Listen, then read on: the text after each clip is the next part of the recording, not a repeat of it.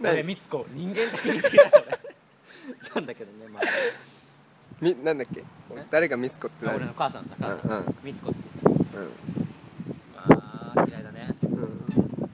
なんて言うんだろうね、ちょっとしたことなの。俺もイライラするのもね、まあ言わないですよ、そんなちょっとしたことだから。待って、家でイライラするときそんな感じなの？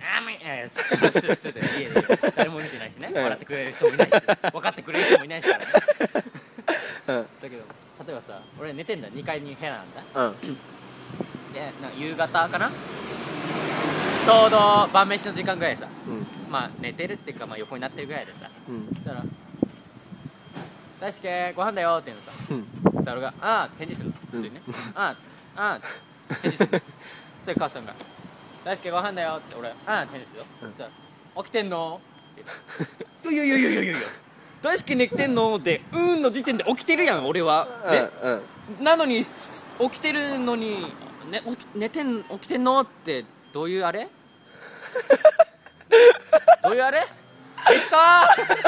レイツかどういうあれ。いや、みつこ嫌いなの？みつこ嫌いなんだ。ほんと俺みつこ嫌い。俺みつこ大嫌い。ほんと嫌いだわあれは。